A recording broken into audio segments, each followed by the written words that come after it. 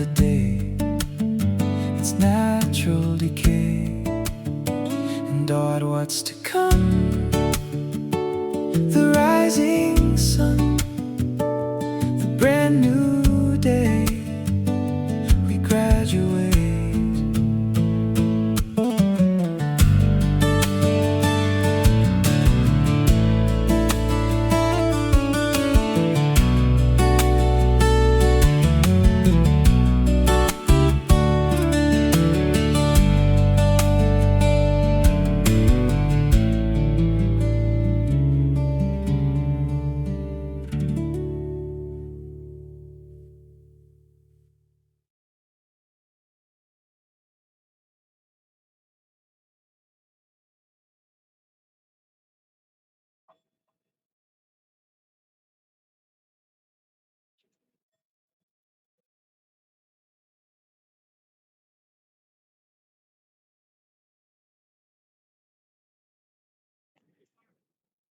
The Biophysical Hero's Journey, From Midnight Panic to the Sovereign Crown.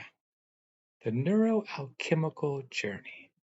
Mystical, yet structurally precise, grounded, encouraging, and deeply resonant.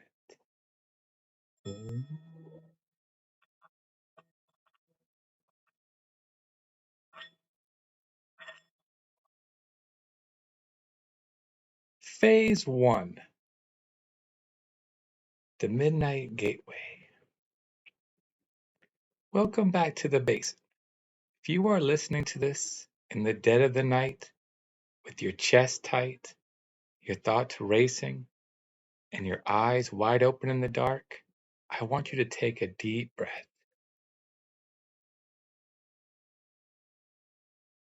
Right now, you are standing at the absolute starting shore of the biophysical hero's journey. In the traditional tarot, this is the Nine of Swords. It is the late night panic loop.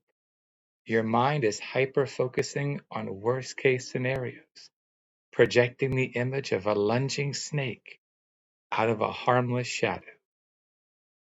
But this isn't a moral failing, and it isn't a lack of willpower. This is biology.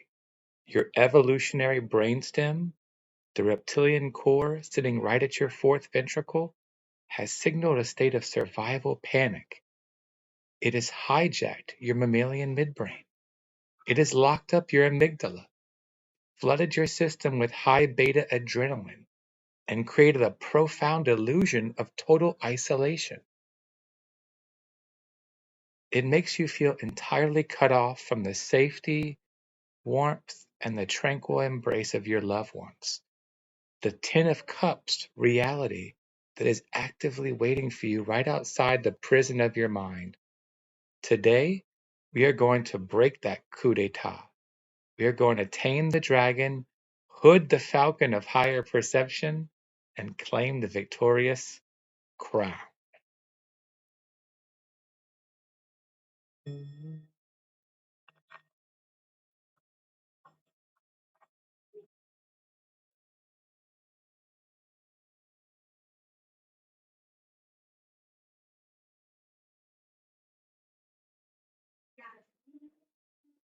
Phase 2. The subconscious shadow and the frantic crusader. To understand how we get trapped in this high beta cage, we have to look beneath the surface, down into the subterranean root of the matter. In our somatic map, this is the Five of Pentacles, the subconscious fear of scarcity, financial lack, and being left out in the cold. When your reptilian brainstem gets in this loop, it creates this flight, freeze, or fight adrenaline and cortisol response. Okay? It goes into physical lockdown. This is the sort of freeze that initially helps us to become more hyper vigilant and see what the threat is. So our pelvic floor muscles tightly contract in a primitive guarding reflex. You're literally guarding your genitals. Your adrenaline shuts shunts the blood away from your torso. It actually brings the blood to your extremities, to your feet and arms, to your legs, with big muscles in your legs and arms should you have to run or fight. Okay, so your pelvis gets locked, and that's also mirrored itself in a sort of vicious, painful tightness right between your shoulder blades. So your spine turns into a rigid staff of armor plating. Okay, well, how does the human self usually try to fix this? This often happens subconsciously. You're not even always consciously aware that you've put yourself on the outside looking in because you switched to your default mode network of processing that's left hemisphere driven, which is disconnected from the somatosensory loop that keeps you aware of the body. So you lose your own connection to your body, then you start running off the different scripts, the different radio stations that are on your preferred dial, which regard back to your family life or your home life, your work life, your memories, your working memory, deadlines and schedules, investments and dealings. And so inevitably you become on this loop of sort of this default mode of processing that is really keeping you concerned with your job stuff, your financial stuff, um, and more or less object driven, either anxious avoidance or desire to consume. This is the default mode network. If you're not hyper attuned to a goal and that has you physically dropped into your body and sort of mapping from the place of being embodied, you're in danger of falling victim to this loop that puts you in a high beta brainwave eventually, runs you out of dopamine and oxytocin, and makes your serotonin levels low. And you lose the sacrocranial axis, that the sacrocranial pump that is slowly bringing cerebral spinal fluid to your third and fourth ventricle. So the fourth ventricle will eventually, as the spine locks up, it will get cold. Your body temperature will actually decrease. This will create a further signal of pain and discomfort from the reptilian brain, and you'll start looking for somebody to blame. Again, so how does the human self usually try to fix this, right? We weaponize our intellect. We step into the archetype of the Knight of Swords. We leap onto a charging horse and try to aggressively think, plan, and analyze our way out of the fear. But you cannot heal a frozen, traumatized body with a frantic, hyper intellectual blade. You can't go on social media and have arguments with people. Pushing harder only feeds the high beta adrenaline loop. You can't scroll faster. The universe knows this, and that is why your immediate environment is holding up a massive cosmic stop sign. The world is forcing you into the posture of the hangman. It is demanding total, radical surrender. You have to let go. Nirvana means blown out. You have to go back and lie down, decompress the spine to surrender the pelvic and the shoulder locks. You have to let those locks go. Return to a diaphragmatic breath, the way if you watch a baby sleeping, the baby's belly moves up and down. If you've heard a baby belly laugh or a young child belly laugh, it's no wonder by the age of 4 or 5, our aura is already not as big and bright and beautiful as it was when we were 1.5, when the world revolved around us and our big happy belly and our big happy Buddha belly breath. And that's what you're getting back to. It's not so much the Chinese Buddha from the buffet that's golden and portly, but it's this abundance coming from the big abundant breath. So that's what I mean by becoming the hangman. So how do you surrender to this? Well, here's the hard part. We have to allow our heart to be pierced open and go through an ego death, right? The author must die so the reader can be born.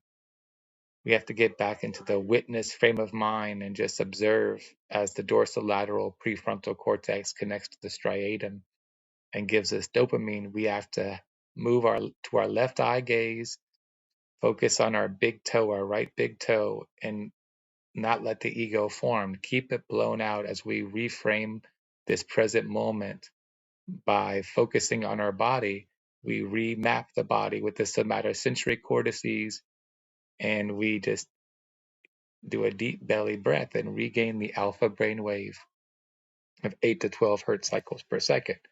So that's what you're doing. You then, as you focus on the right foot, right toe at first, you begin to feel heat and awareness in your right foot and right leg. It's there.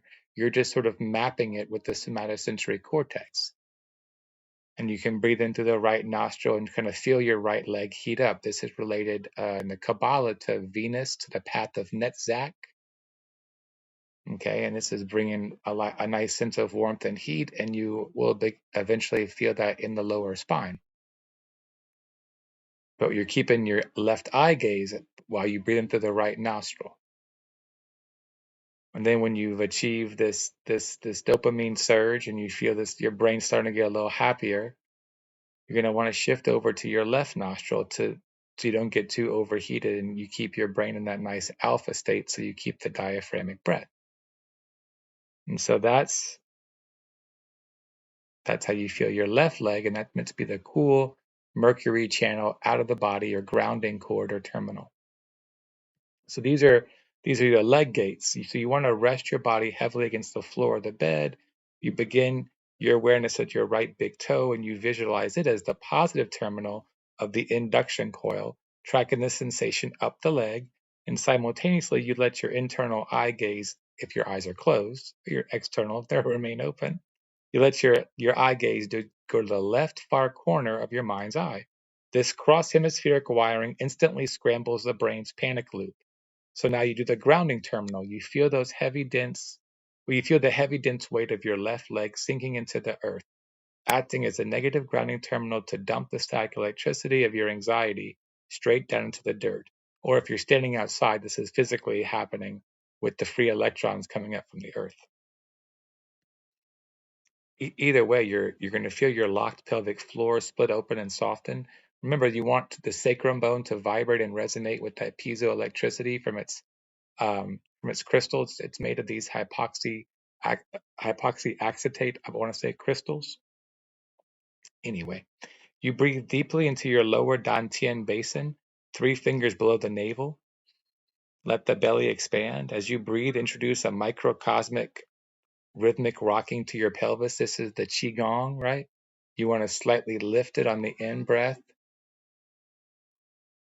As you slightly lift the diaphragm to make that balloon belly, and then as you exhale, the diaphragm falls back and the pelvic floor simultaneously falls back. And these crystalline structures of your sacral bone convert this mechanical pressure into the piezoelectric charge. This helps your sine wave go up the spine and further helps your cranial sacral pump. That will eventually get the cerebral spinal fluid up to the 4th ventricle and will help the cerebral blood flow go all the way around the brain and not just the default mode network.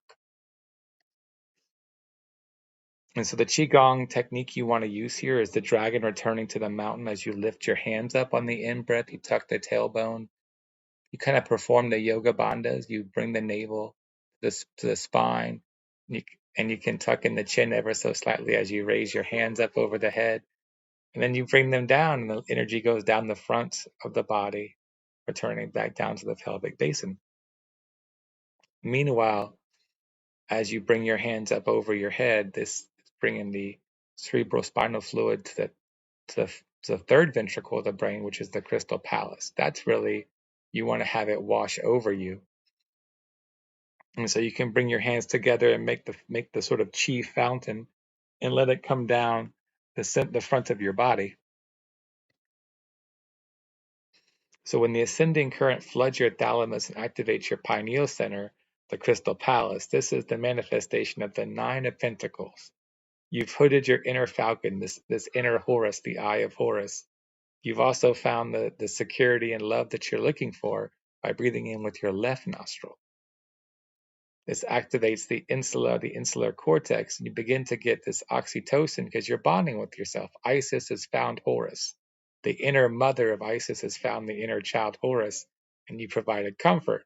And thus, the great Osiris can rise victorious as this new version of a superego. That's not the external world at all, just this really more of your relationship between the inner mother and the inner child within your own psyche, and how those two can kind of combine. And as they combine, you can feel this sense of a superego, which is both you and what's around you, as more of an Osiris, this risen sense of your own potential to do good in this world and to relate with other people, because we all share this Earth Mother within us, this mystery cosmic Earth Mother Isis that's trying to awaken all of us that we're one with this morphogenetic field that Dr. Rupert Sheldrake talks about. And then as you achieve this sense of oneness, then you're victorious. You're united with your community, which is the end of the hero's journey. You've come back home. The energy is found back to the pelvic basin, and it's relaxed, and you feel the oneness with the biosphere. Both the sort of conscious human aspect and the living conscious trees and the plants, the insects, the birds. That's the beauty of this, is the alpha wave is based upon the Schumann resonance, as is the theta wave. So you're in resonance with all of life. And then you can receive those moment to moment insights from the gamma wave related to the heart rate variability. And as you slowly bring an idea from Brodmann's area 36 to 39, this multimodal processing, you achieve a new metaphor you can live by. It's slowly, and then it's sort of locked in place with a gamma brainwave, and that's how you can get this new aha moment, which is what we're all looking for, or decide when to take this meaningful action at this dynamic, dramatic moment, and you can be perfectly aligned with the universe. Om Shanti Om.